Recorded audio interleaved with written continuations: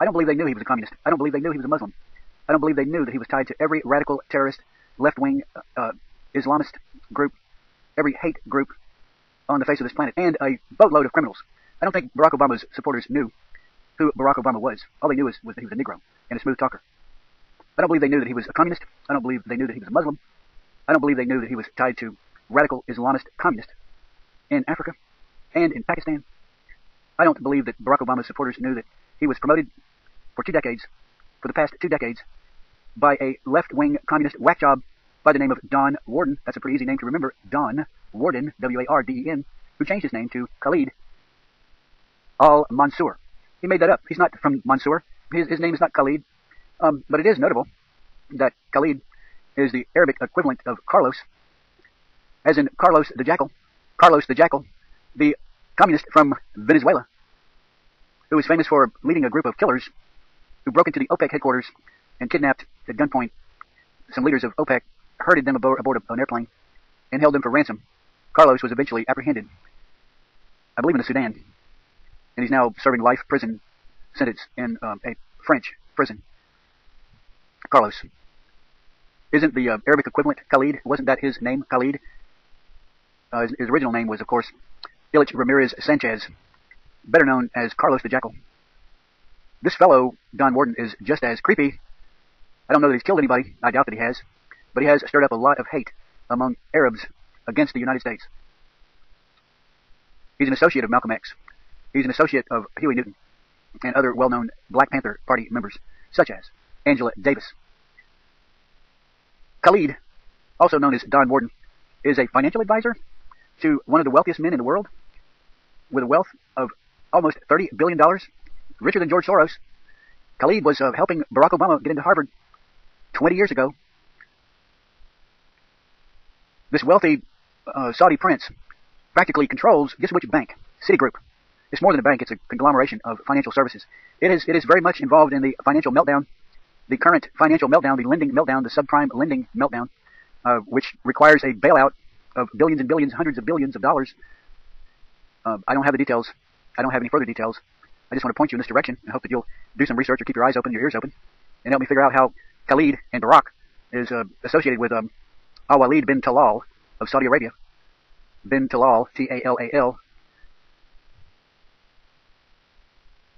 I first heard of bin Talal when he offered Rudy Giuliani $10 million as aid to New York City after the 9/11 attacks. And he said that the United States should reconsider their approach toward Israel. And Rudy Giuliani said, no thanks, here's your money back, we don't need it. We don't take bribes. Our door's not open to influence peddlers. No thanks. Keep your $10 million. We don't need it.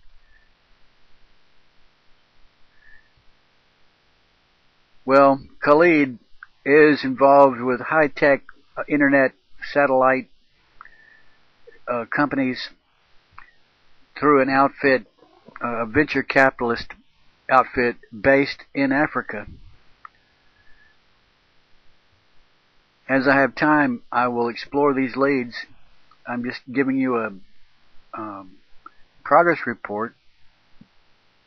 I know my videos are not terribly interesting to those who are not interested in the subject of how the backers of Obama subverted the democracy in the United States and put a communist Muslim in the White House. I know that very few people would be interested in that. And so, coming out of the Navy, my active duty ended in '68. I went to Pan American, and I started flying for Pan Am out of San Francisco. We had the old 707s in those days. And, of course, Pan Am was going through a little turmoil as they were growing and everything and bringing in the 747s. I was furloughed there in the early 70s, and I had a few miscellaneous areas of career, but then I was called back in the middle 80s, and I went to Berlin, actually. I was domiciled in Berlin from 2 years before the wall came down and 2 years after the wall came down. So I was flying strictly European routes all those years.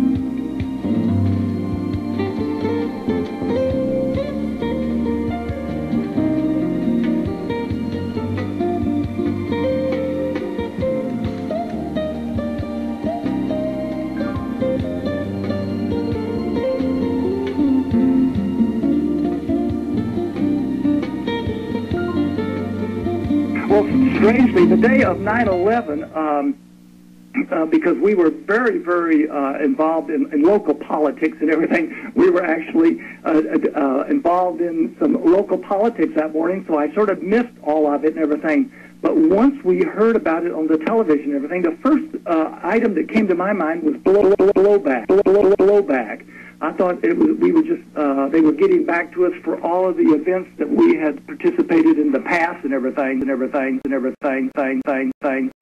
And so I didn't think that much about it for some reason, only because we were very involved in local politics.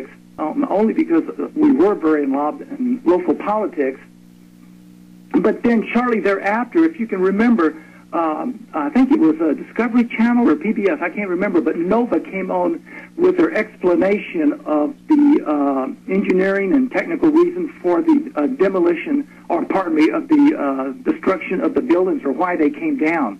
And actually, when they mentioned the pancake theory, that really got my attention because